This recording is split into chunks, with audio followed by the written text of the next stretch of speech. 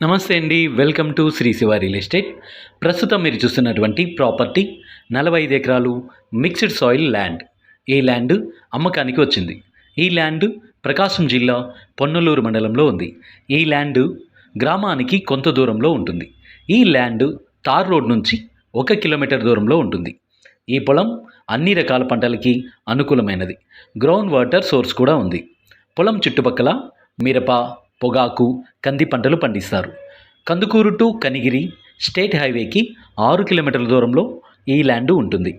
Chennai to Calcutta national హైవేకి 40 కిలోమీటర్ల దూరంలో ఈ ల్యాండ్ ఉంటుంది.